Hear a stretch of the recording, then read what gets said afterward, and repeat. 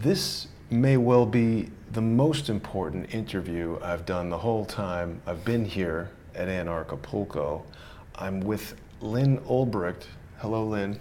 Hi. Lovely good to see you. Thank you. Yeah, good to see you, Jason. And a lot of people may not realize that your son Ross has been incarcerated for over 5 years for creating a website. Essentially, yeah. Tell us a little bit about what's going on. Okay.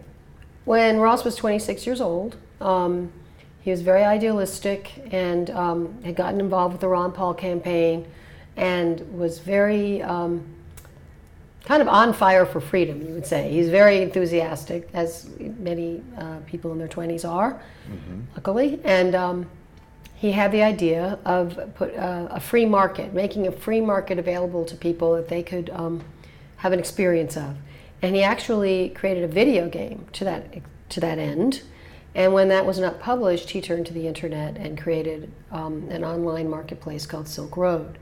And the idea behind Silk Road was that two individuals could buy and sell what they chose as long as it wasn't hurting a third party. Right. So, for example, there were prohibited items. There was nothing related to pedophilia or child pornography on the site.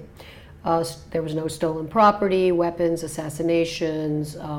There's a list of things that were restricted and that administrators would go through and purge from the site because it was adhered to the philosophy of non-aggression and voluntary interaction.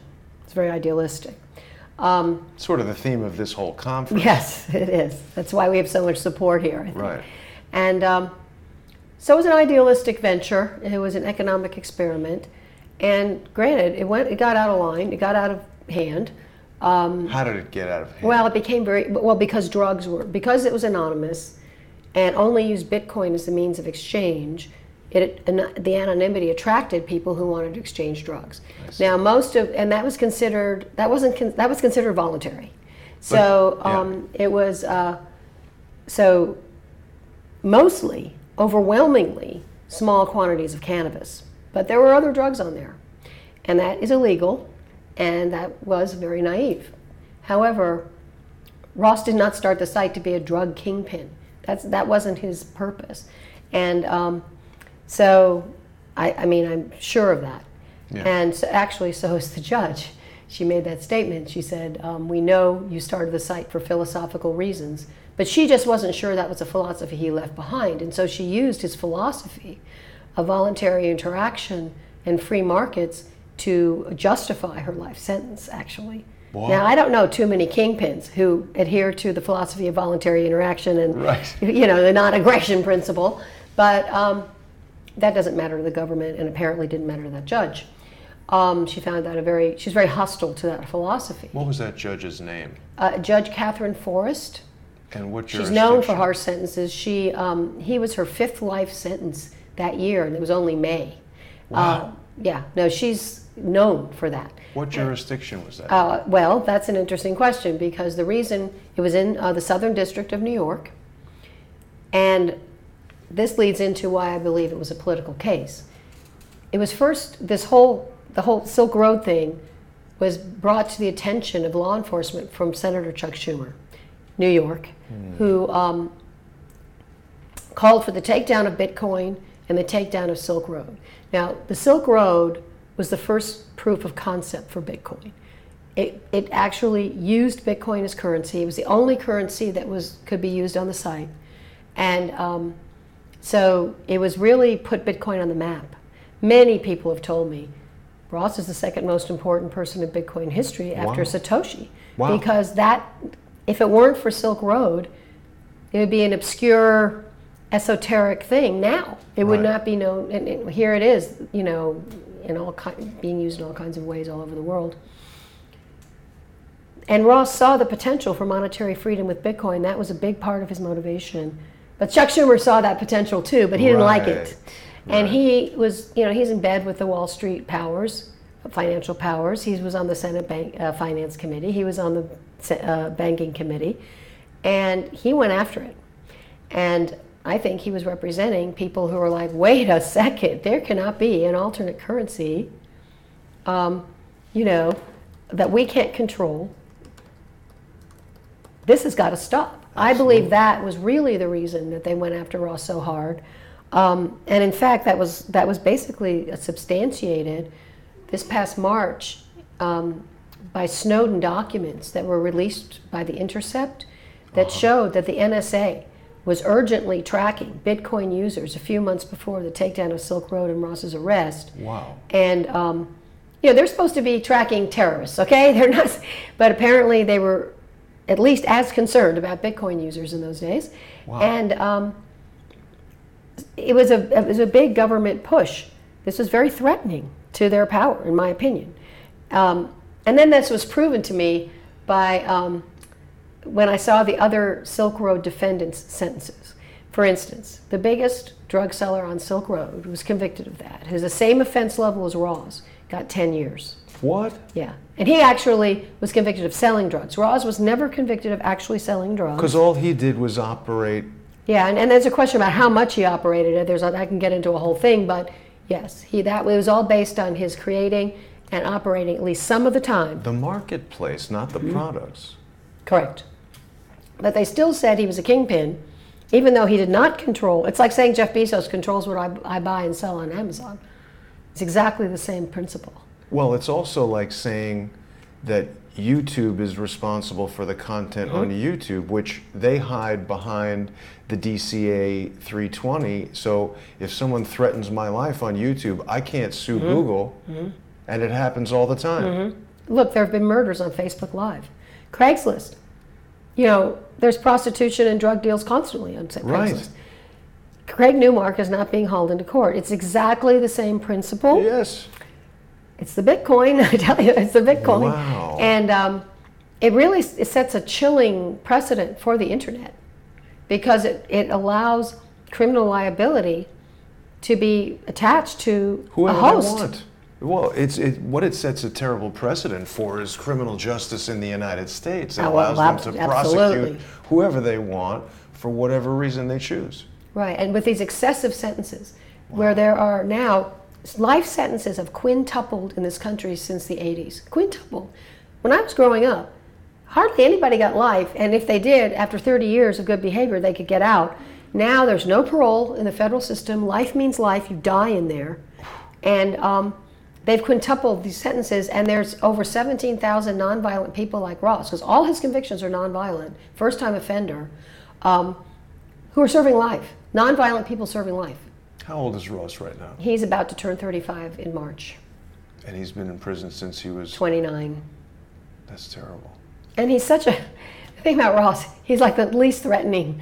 He's so sweet, and I'm his mom, but there's 100 letters on our website from people who know him, including from 4 fellow inmates, talking about the contributions that Ross has made to their lives. Even prison guards have come up to me multiple times. Ross is such a good guy. What is he doing in here? Did you know about a pardon that Trump did? You need to talk to Trump to get Ross. These are guards. And it's so obvious, and it's like, this is ridiculous. He's already done, he's into his 6th year. Wow. He would never, ever be stupid enough to do this again. And it's just total overkill, government abuse of power. How frequently do you get to see him? Well, we have relocated. This is going to be the 3rd time to be near him because the kids are grown. We don't have, we have an internet business. We're able to move around, and felt that it was just important for him to have regular visits, a lifeline to the outside world, and to be involved in his case and all of that. So right now I'm in the process of moving to Tucson because he was just moved there, but I haven't gotten there yet.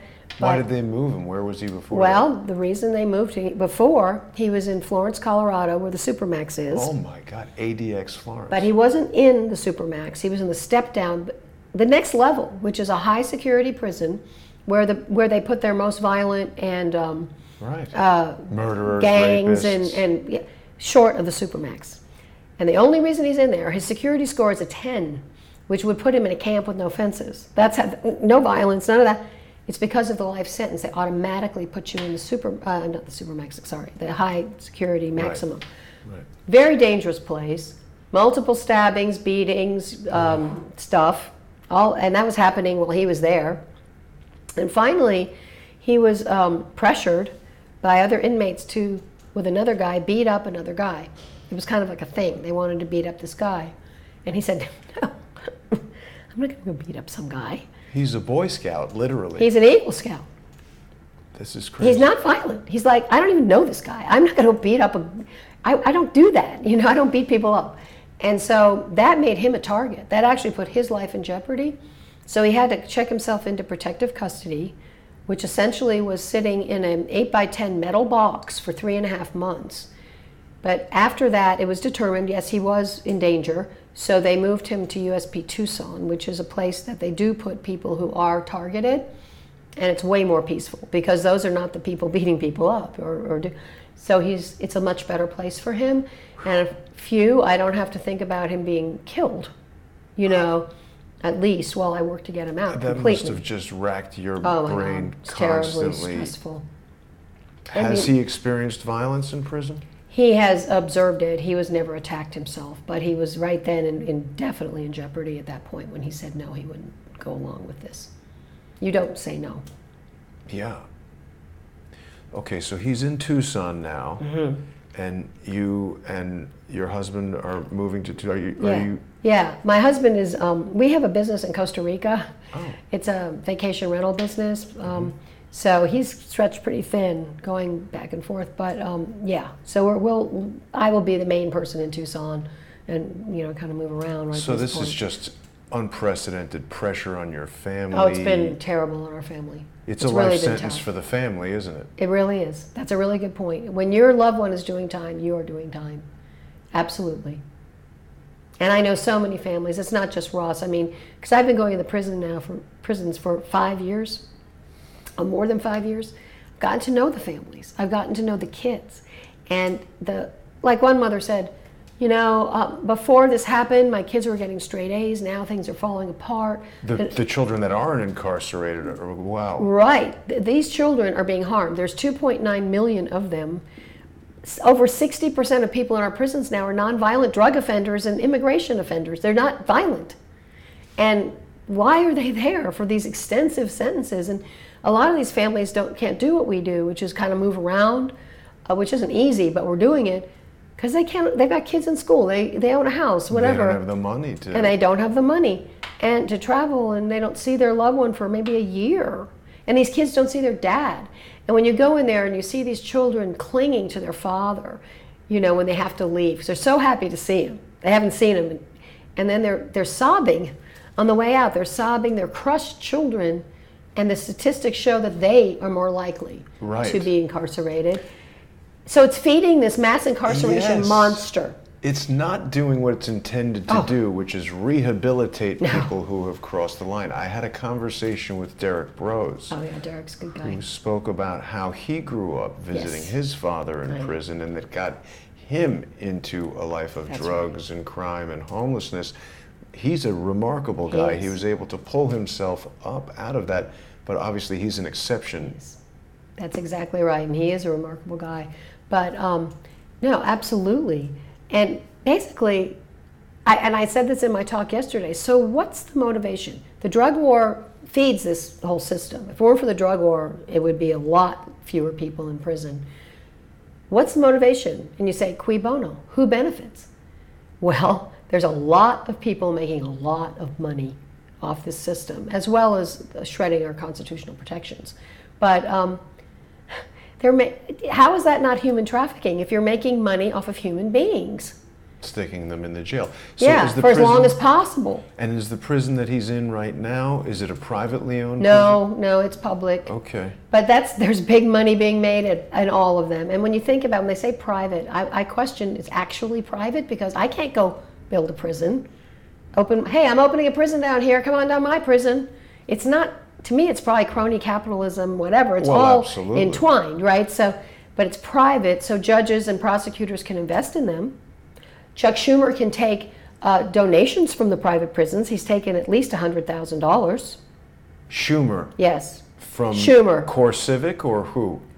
You know, I have the article. I'll link you to. Because Core Civic, of course, was Corrections Corporation of America, and Dick Cheney was indicted for prison profiteering in Texas from his link to that. God. And we're talking about people being incarcerated for being drug kingpins. I don't automatically assume that you've been in this world of alternative views, alternative news, but are you aware of George H.W. Bush and Bill Clinton's participation in cocaine importation through Mena Airport in Arkansas? You know, I have read things, but I don't know a lot about it. It's I'm interesting. not very well. It's interesting to me that the Clintons are able to do literally billions of dollars worth of financial crimes. They're able to illegally distribute pharmaceutical drugs in Africa and developing nations, loot and pillage and cause death and sickness throughout Haiti and underprivileged countries around the world. And they go around on book tours while your Eagle Scout son is deprived of his life in the prime of his life. Right. Your husband, Ross's sister, you know, he's at a time in his life where he should be forging relationships and building his career. He wants to get married and have kids, and he wants to make a contribution to society. He's very smart. Obviously. And he's got a big heart. He wants to do that and contribute, and he's robbed of that. Totally robbed of that, and so are we. You know, there's good people in these prisons. We're robbed of these people. And when you said it's not doing what it's supposed to do, I love it that they call it correctional, because they're actually a criminal training ground. Now, Ross is not one of those people. He's got us, but some of these people go in there, and they have to become criminals to survive. Wow.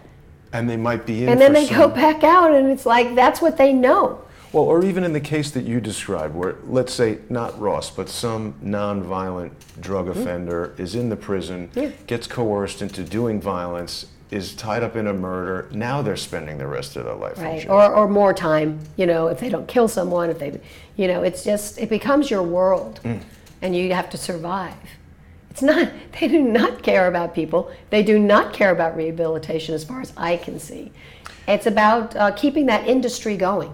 Right. It's a very profitable, huge monster of an industry. It's mass incarceration. And there's money, big money, on all kinds of levels, from the vending machines to the people who are your liaison to the prison if you can afford to hire one. There's all kinds of, laundry services, the laundry, the building, services. the guards. I mean, the prison guard unions are one of the biggest lobbyists against marijuana legalization. Well, gee, I wonder why. Whoa. It's like complete. The private prisons, I recently read an article, they put out a call to the town they were in, and they said, hey guys, we got empty bunks, you know, if we don't get these filled, we're gonna have to close, and you're gonna lose some jobs. I'm like, what? And where I live now in Colorado, it's there's 12 prisons around this area, huge, monster places. And I'm like, well, at the end of the drug war, this would be in a depression around here. It's a jobs program, huge jobs program. Wow. And they're not bad. The guards I've met, most of them, some of them are pretty bad, but most of them are decent human beings with a job, and you know. But it's a job to them. It's a job, yeah. So, sorry. No, that's okay. I know you've been talking all weekend. So let's shift for a moment to discuss a bit what people can do to help. You've got a web page here, and people can go there by going to freeross.org, and there's a petition that they can sign. They can donate. Obviously, I'm sure your family has tremendous legal bills as a result of this situation. Yeah. Ruinous, you might say. I mean, it's very expensive. And where are you now in the legal process? Is there any hope for an appeal? We're kind of at, no, we've run out of, we went all the way to the Supreme Court. Really? Yes. And the two questions, because once you get to the Supreme Court, you're talking about general precedent, right? Quickly, I'd like to tell you what the two things are. Yeah. One was, it was a Fourth Amendment challenge and we had the top law firm, Williams & Connolly. Oh, no. Representing us. And they took the case. Believe me, we can't afford their usual fees because they felt it was such an important case. I don't trust Williams and Connolly at all. Oh, well, the lawyer who did this, I believe it was. Okay. I really do. He's a very wonderful person, Canon Shanmugam. I do believe it was a very good brief. Okay. I don't know a lot about them, but I know they're highly, really, I'd love to talk to you about that more.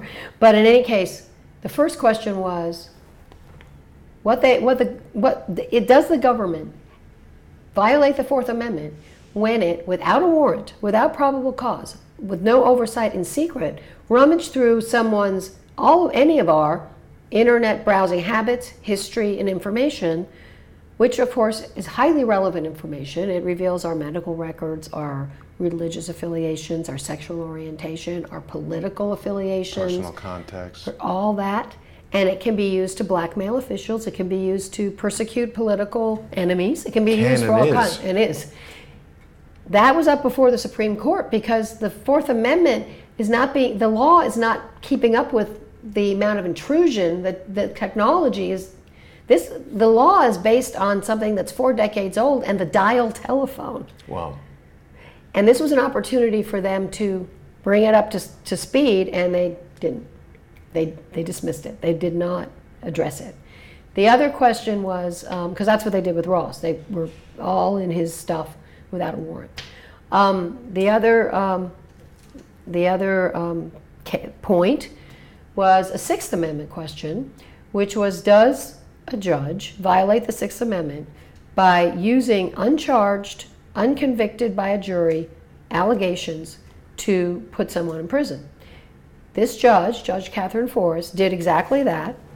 There was allegations by the prosecution, never charged at trial, in an indictment in another state that have since been dismissed, that Ross planned murder for hire. Oh. This was never proven. It was never, the jury never ruled on it. It was never convicted. But the judge decided, even so, she thinks that the prosecutors are right, and so she used it to justify the sentence.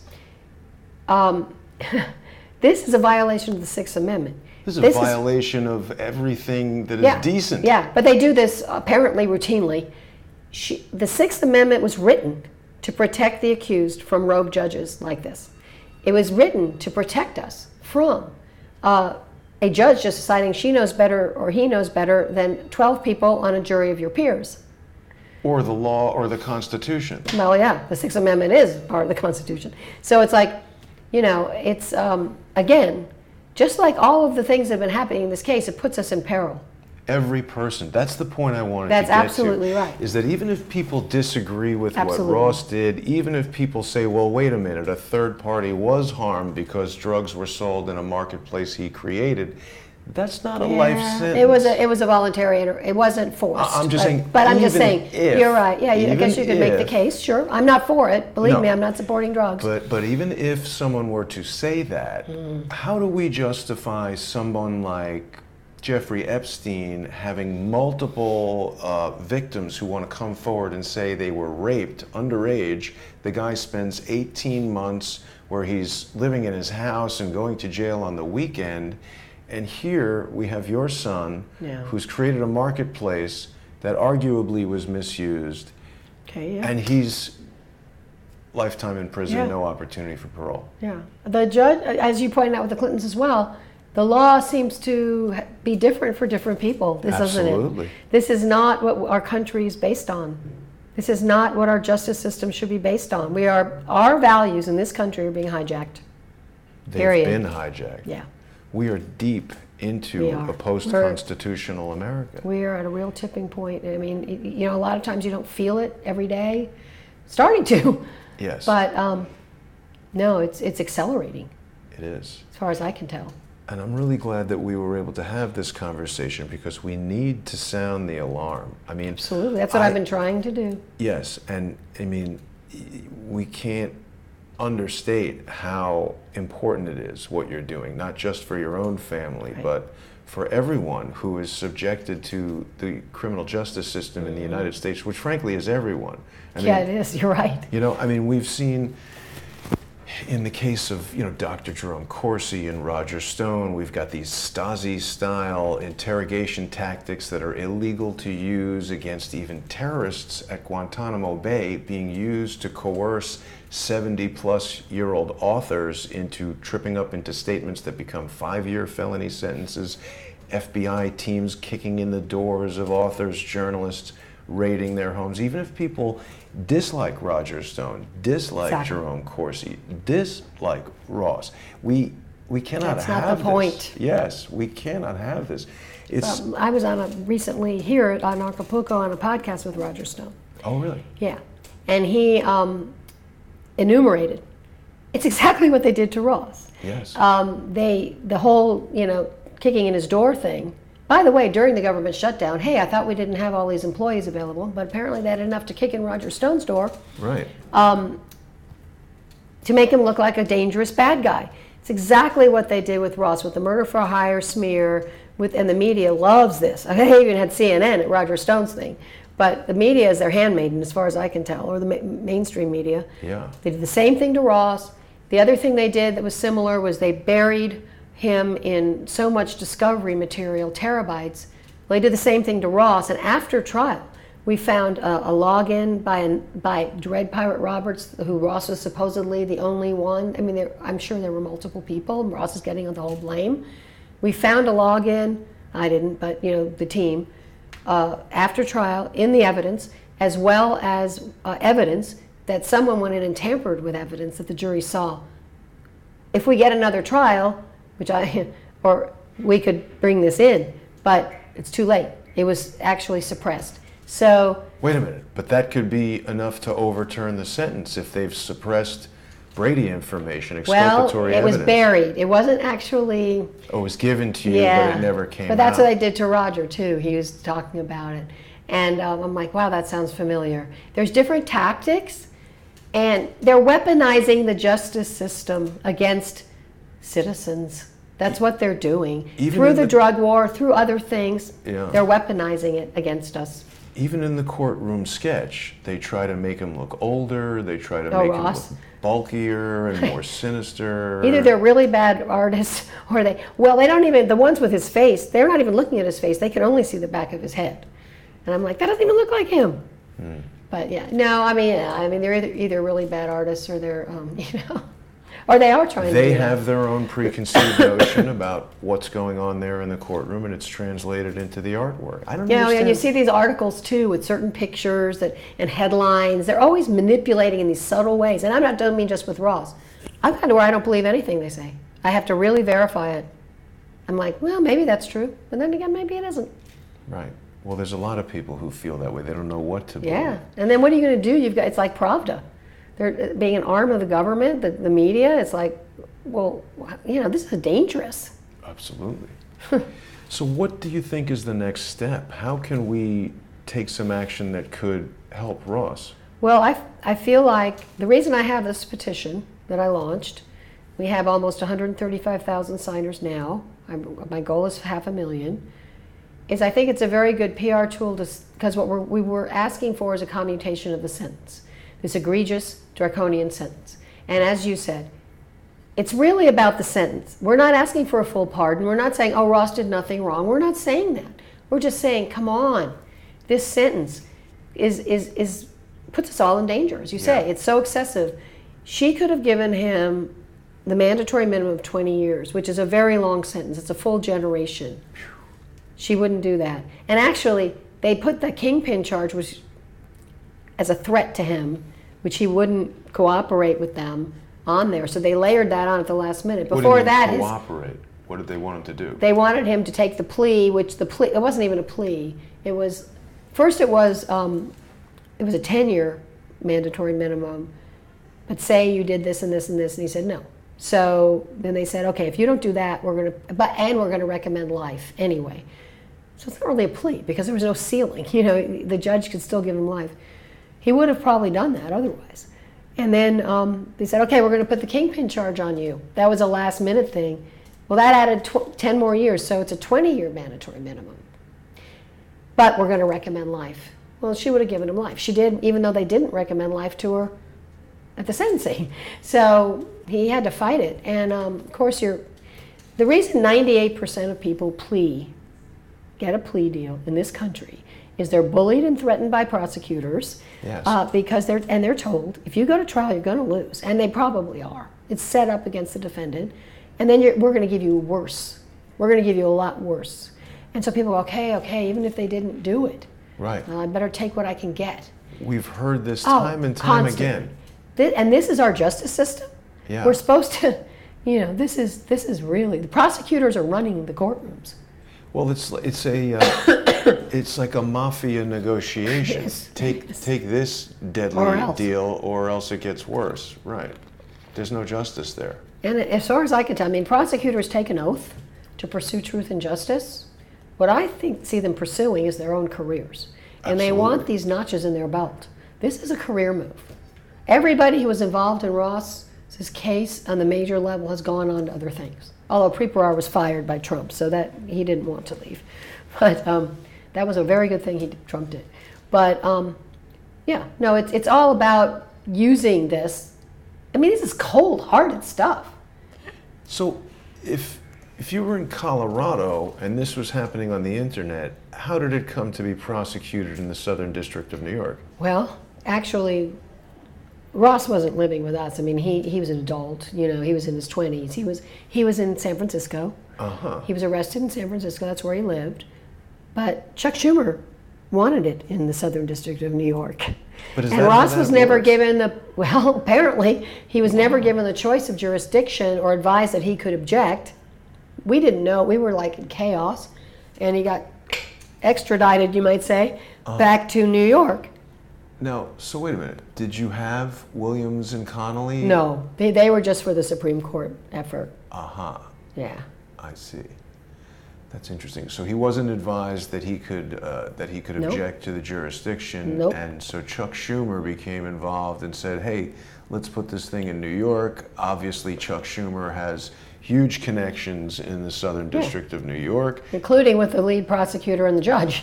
Who was the lead prosecutor? Preet Bharara. Oh, Preet Bharara. Yeah. Right. Wow. And of course, Preet is gone. He was arguably Chuck Schumer's little, finger on the hand. Oh, they're very much collaborators. And Trump takes him out. Schumer hates Trump. He's making these dumb speeches with Nancy Pelosi. Let's hope Trump can see that his enemies and my enemies are the same, Ross's enemies are the same, and understand the kind of way they operate. Do we have any indication that Donald Trump is aware of Ross's condition? I think he knows who Ross is. I think. I don't know how much it's on his radar at this point, which was one reason I want this petition to get big enough to be able to go to the president. He cares about, as far as I can tell, he pushed through the First Step Act, which was a first step, it's just a first step, to undoing a lot of the grievances. That, by the way, the Clinton crime bill of 1994, right, Third Strike Act, was responsible. It's responsible for I don't know how many thousands and thousands of people in the prisons. Unbelievable amount of people. It's starting to unroll it. Unfortunately, it's not retroactive, which makes no sense to me at all because these people have already served a lot of time. But he cares about that. He has commuted the sentence of other people and has expressed that he wants to do that.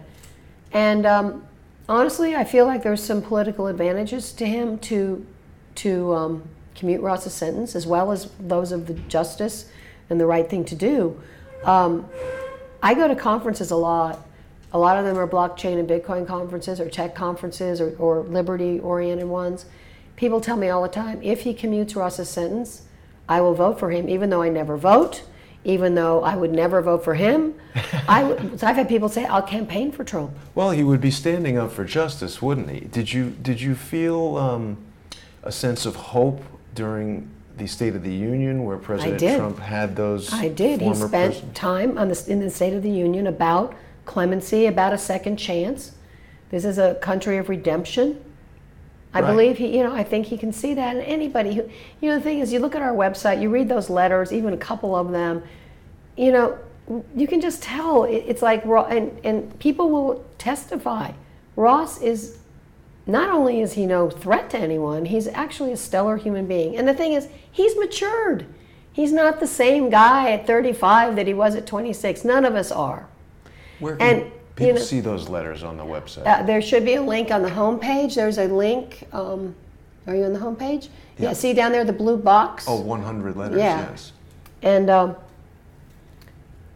they're all part of the record Actually, I think we might be missing a couple, but they're all, I got to get the other two up there. But in any case, 98, 100, about to put the others up there. They were all submitted to the judge. It's a lot of letters. I don't think this judge has a heart. I won't even mention what I think of her. But you know what's amazing? Ross said, you know what? I'm not going to be bitter against her. I'm going to wish her the best. Because she's just a cog in the whole machine, and I'm not going to be bitter because that just weakens me. And if I ever start ranting about the judge, he's like, stop, Mom. We're not going to go there. That's who he is. That's amazing. He's a better person than I am. Well, I was going to say, it's amazing that he's been able to kind of keep that degree of level-headedness in what sounds like a nightmare. Totally. He's been inspiring to me. He's so, he's still himself. He's still, and I know that getting visits has helped a lot, but it's also his character. And he reaches out to other prisoners to help them. That's just who he is. And but he also is intentionally positive and intentionally will not let himself go down that dark place of I hate everybody and he's not like that, because he knows that doesn't gain him anything, and he wants, he keeps his eye on the prize of his freedom, and I believe it is possible. It's really just people and paperwork.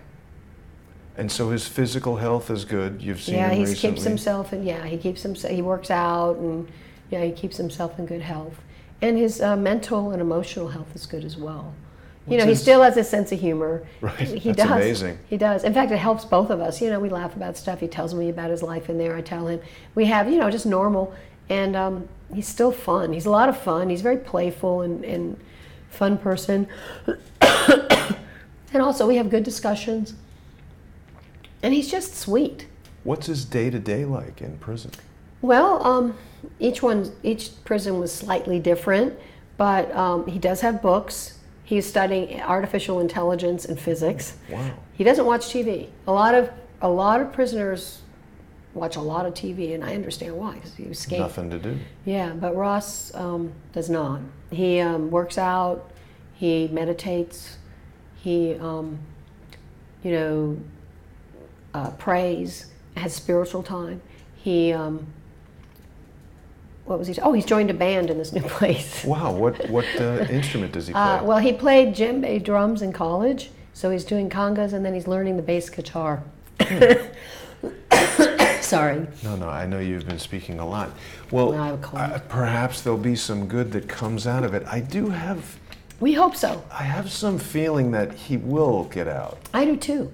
I mean, because it's too egregious. Long. Yeah. And both Ross's and our hope is that he will, this case will shine a light. And that's what I'm trying to do by speaking out. Shine a light on what is happening to so many people, not just Ross. Yes. This is an un-American. Before the drug war, the prison population was a steady 180,000 or so. It's metastasized 800%. Wow. It's gone. If the prison population were a state, it's bigger than 11 states. More in prison than the 11 least populous states in the United States. The population of, I think, Alaska and on down is less than the prison population, and it's growing. Yes. All the time. Highest per capita of any country, isn't that right? In Absolutely. The United States. Biggest incarcerator in Land the of world. The free. Land of the free. And there's political prisoners in there like Ross. And there's nonviolent drug offenders. There's a guy Ross knew in Florence. He is serving life because of Clinton's horrible third strike law, marijuana. Whoa. In Colorado, where it's legal on the state level. He's done 13 years already. He's totally nonviolent. And I can go on and on. I know these people's families. I know them somewhat. I don't know him personally. Ross does, though. Wow. But I know I've met some other ones in the visiting room. It's not only a horrible waste of taxpayer money. A life sentence costs $2 million a person. Well, it's a waste of life, and it's a but waste. the life, yeah. the evil Ross's quality of life, the productivity he would have in society. Yeah, exactly. So he made a video game. He made obviously this website that was essentially as functional as eBay. It was an experiment, yeah. But I mean, in other words, he's an entrepreneur who could be the next .com billionaire kind of guy. Or bring out, who knows? invent something that all of us use to get taxis or whatever. Wow. Well, Lynn, I mean, I really want to do whatever I can to help. There's been so much. Too many stories of this, whether it's the Bundys or what's happening to Roger Stone, Dr. Corsi, Ross. We're all, like we were saying, we're all in peril because of it. One person's rights are violated. Yeah. We're all affected. That's what people need to understand. Oh, well, it's not me, and I don't have anything to do with it, and hey, I'm not hiding anything. They can spy on me, you know. It's all setting precedent, and it's not good. No, it's not. And when you see it, like I have up close and personal, when you see, it's shocking. At first, I'm like, they do that? It's shocking. Right. You think, well, there's fairness, and once you see it, you can't forget. And I hear story after story after story in the prisons. It's really wrong. Wow, it is terrible, and I hope that people who are watching will go to the website. Yes, please sign the petition. freeross.org. People can sign the petition asking President Trump to commute Ross's sentence, let him out of jail on time served. That'd be perfect, yeah. But even if it was a lesser, you know, he could commute it to the original 10 years. That would be a win. I would be jumping for joy. Are you kidding? You'd be. That's plenty. You'd see him again in 4 years. Yeah, actually less, because for good behavior, and of course Ross has totally good behavior. There you go. This is a really important matter, and I mean, it's difficult to say given the circumstance, but I am glad I met you. Oh, it was very good to meet you too. And I hope we can do something about this. Thank you. I'm going to bring this to the attention of Larry Klayman. I don't know if he'll be able to get involved, but he's helped people like the Bundys and Schaefer Cox, who is another guy who's been wrongly imprisoned. So maybe there's something that Larry could do, this stuff you're talking about with the evidence, and certainly trying to bring it to the attention of Donald Trump or... That'd be awesome. Yeah, anybody who has political connections, please get in touch with me. How can people get in touch with you? On every footer of our website it says contact us. Just click it and there's my email. And I look at all the email. Okay. It's pretty easy, and I'm on Twitter and Facebook messaging and all a zillion ways that people can, LinkedIn and all the ways people can. There we go. So people can find you on Twitter, and that's going to be... Yeah, please follow us. That's actually Ross's own. Does that say Real Ross U? Real Ross U. That's Ross's own. Then mine is free_Ross, because this is Ross writing. He can't get on the internet. He hasn't been on the internet in over 5 years, but he writes down what he would like to tweet, and a friend posts it for him. Wow. So you can get a sense of who Ross is from his tweets. And that's why he wanted to do it, because he goes, I've been so smeared that people think I'm this thug or something, and I'm so not that. And so he wanted to be able to communicate for himself, and so he's used Twitter to do that. Well, hopefully more Crowdsource the Truth viewers will follow free_Ross on Twitter and help raise awareness of the gross abuse of the justice system, as it were. Yeah.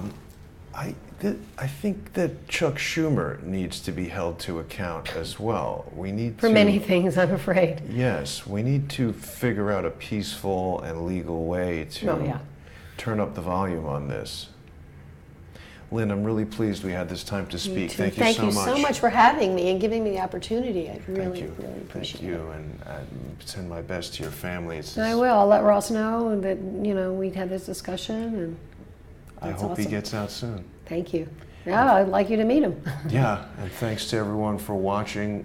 Let's get on to the website, freeross.org, and sign the petition. Sign the petition, and let's raise some awareness, and let's try to bring back justice. Thank you. Thank you. God, I'm sorry about the coughing. Don't worry about it.